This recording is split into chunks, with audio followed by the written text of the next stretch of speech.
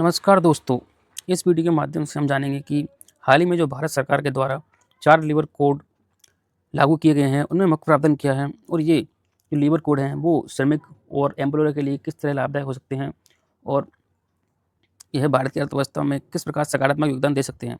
तो एक-एक करके हम 4 लेबर कोड के बारे में पढ़ेंगे और जानेंगे। तो इन कोड का जो मुख्य उद्देश्य है, वो है ये कि जो पहले 29 लेबर लॉज़ थे, यानी कि लेबर कोड थे, उनको अब सरल, पारदर्शी और आधुनिक बनाया गया है, जो कि समय की माँग के अनुसार ज़रूरी था। तो एक-एक करके हम चारों लेबर कोड को समझेंगे। ये चारों लेबर कोड, तो सबसे पहला जो लेबर कोड है, वो है कोड ऑन वेजेस बिल 2019। इसका मुख्य उद्देश्य यही है कि सभी श्रमिकों को न्यूनतम वेतन और समय पर भुगतान सुनिश्चित हो। तो ये बहुत ही मुख्य लेबर कोड है और इसके जो मेन पॉइंट हैं, वो हम जानने का प्रयास करेंगे। तो इसमें सबसे पहला पॉइंट ये है कि पूरे देश में न्यूनतम वेतन सुनिश्चित हो, यानी कि जो मज़दूर हैं, कामगार हैं, उनको एक न्यूनतम वेतन सुनिश्चित हो, चाहे वो वर्ग संगठित क्षेत्र में हो या असंगठित क्षेत्र में हो। न्यूनतम वेतन का वह अधिकार रखता है। दूसरा जो इसका सबसे इम्पोर्टेंट पॉइंट है, पूरे देश में वेतन की गणना का तरीका समान रहेगा, यानी कि जो मिनिमम वेजेस हैं, वो उसका तरीका, यानी कि इसके द्वारा एक देश में यूनिफ़ॉर्मिटी लाने का प्रयास किया जाएगा। ऐसा नहीं कि यूपी में अलग वेतन की गणना हो और केरला या तमिलनाडु में अलग हो। पूरे देश में वेतन की गणना का तरीका एक समान होगा। कहीं न कहीं इससे यूनिफ़ॉर्मिटी आएगी, देश की एकता अखंडता भी इससे मजबूत होती है। दूसरा जो तीसरा इसका जो मुख्य पॉइंट है, वो है पुरुष और महिला कर्मचारियों को समान कार्य में समान वेतन। इसके इसके द्वारा सरकार ने कहीं न कहीं डिस्क्रिमिनेशन को एड्रेस करने का प्रयास किया है। इससे महिलाओं और पुरुषों को समान कार्य समान वेतन दिया जाएगा। तो ये यह सरकार के द्वारा एक प्रोग्रेसिव कदम हम मान सकते हैं। चौथा जो पॉइंट है, वो है समय पर वेतन भुगतान की गारंटी, यानी कि सरकार के द्वारा ये सुनिश्चित किया जा रहा है कि प्रत्येक मज़दूर को समय पर वेतन का भुगतान किया जाए। तो पहला कोड हमने पढ़ लिया है, अब हम जानेंगे दूसरा लेबर कोड कि इसमें मुख्य बिंदु क्या-क्या हैं। तो दूसरा जो है कोड है, वो है इंडस्ट्रियल रिलेशन कोड 2020। इसका मुख्य उद्देश्य है कि जो एम्प्लॉयर है और श्रमिक है, उनके बीच एक बेटर कोऑर्डिनेशन बैठ सके, उनके संबंध सकारात्मक हो सकें। तो इसका विशेष इसमें ध्यान रखा गया है। तो जानेंगे कि क्यों कौन से इसमें पॉइंट हैं। तो सबसे जो पहला पॉइंट है, वो है कि यदि कोई मज़दूर हड़ताल पे जाएगा, तो कहीं न कहीं उसे 14 दिन पूर्व नोटिस देना होगा। तो ये काफ़ी एक अच्छा कदम मान सकते हैं हम। दूसरा जो इसका मुख्य पॉइंट है, वो है कि कोई भी कंपनी या फैक्ट्री है, वो मज़दूरों की छँटनी, जिसे ले ऑफ बोलते हैं, वो कर रही है और ऐसी कंपनी है जिसमें 300 से अधिक कर्मचारी हैं, तो ऐसा करने के लिए, यानी कि छँटनी करने के लिए उसे सरकार से पूर्व अनुमति की आवश्यकता होगी। तो मज़दूरों के हक में एक अच्छा कदम हम कह सकते हैं। तीसरा पॉइंट है ट्रेड यूनियन, यानी कि जो ट्रेड यूनियन गठन और पंजीकरण, यानी कि फॉर्मेशन और रजिस्ट्रेशन की जो प्रोसेस है, वो इसको सिम्प्लीफाई कर दिया गया है, जो कि बहुत ही अच्छा कदम है।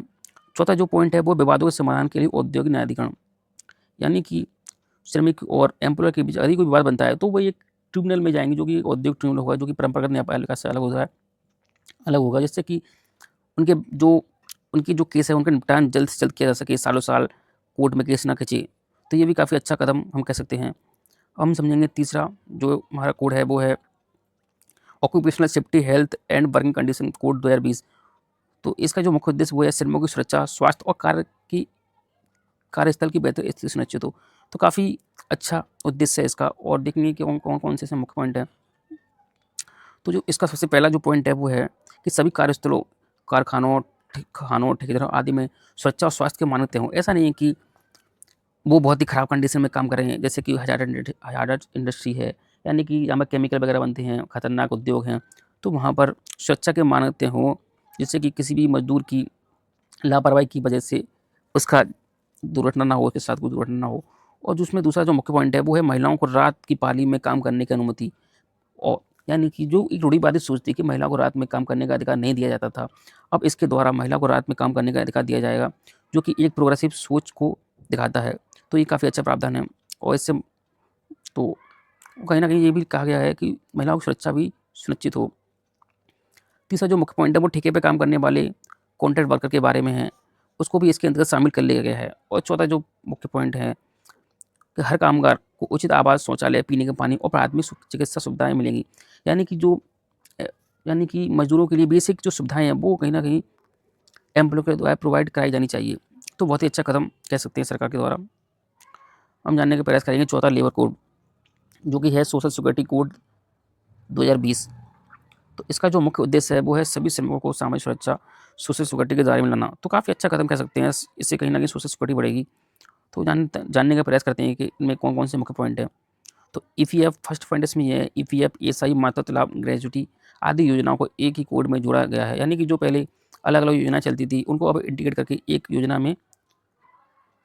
एक योजना बना दिया गया है उनको। फर्स्ट पॉइंट इसका यही है।